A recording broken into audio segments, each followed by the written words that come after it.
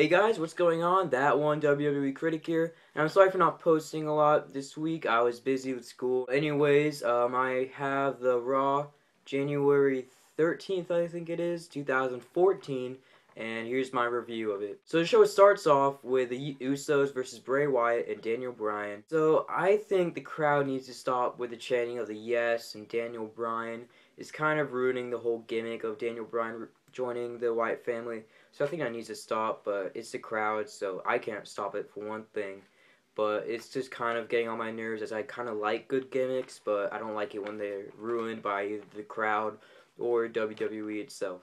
Anyways, the match was alright. It ended with a DQ by the rest of the Wyatt family members, and that resulted as four of them in another match later on tonight for the main event in a steel cage match. Okay, after that was Damien Sandow versus John Cena. Anyways, it was a great performance from the two. I was really impressed with Damien Sandow, but John Cena had to pick up the victory just so he can be pushed towards Royal Rumble. Okay, next match was Jack Swagger versus Big Show. So Big Show picked up an easy victory. Also, I think WWE needs to split up the Real Americans just so Antonio Cesaro and I guess Jack Swagger as well can be pushed, the both of them, just not as a tag team though. Next match was a repeat of SmackDown's match, was CM Punk and the New Age Outlaws versus Shield, and it was kind of a boring match. The fact that everybody's seen it a couple of days ago, and yeah, like I said, it was a long, boring match. But when CM Punk wanted a tag, both the New Age Outlaw members jumped off the ring apron, and yeah, I guess that's their heel turn for the New Age Outlaws. And that comes to mind.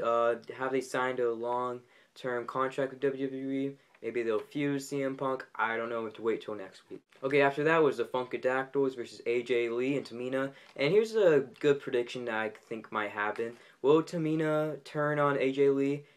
Maybe they'll face each other for the Divas Championship. In that case, AJ Lee can finally be a face in WWE. Tamina can remain as a heel. But anyways, AJ Lee and Tamina picked up a pretty good victory over the Funkadactyls. Next off was Randy Orton versus Kofi Kingston, and I thought this was going to be a boring match, but actually turned out pretty good. Solid match between the two. But Kofi Kingston, shocker, picked up the victory over an SOS, and Randy Orton just freaked out. He started kicking everything around, and after that he started beating the crap out of John Cena's father. I thought that was hilarious, and John Cena had come out for the rescue, and that ended that segment.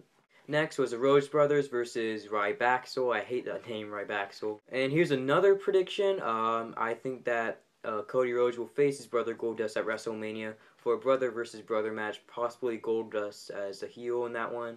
But anyways, the Rhodes Brothers picked up the victory. And after that was Rey Mysterio versus Alberto Del Rio, and Alberto Del Rio picked up the victory in a kind of boring match I didn't really seem to care about.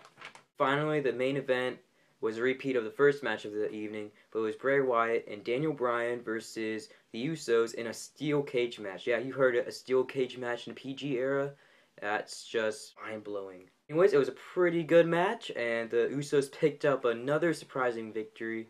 I think it was a good move for WWE to make them win, just to push them, and just show how broken up the Wyatt family is, just like the Shield. After that, it was a pretty amazing scene. Daniel Bryan kind of, I don't know if he waked up in reality or he was just faking it the whole time. Eating the crap out of Bray Wyatt and, you know, started ripping up the little outfit. And, you know, he was doing the yes, yes, yes. And he gave the running knee, I don't know what it's called, to Bray Wyatt. And that kind of ended the show on a high note. So I guess Daniel Bryan and Bray Wyatt will feud. I don't know.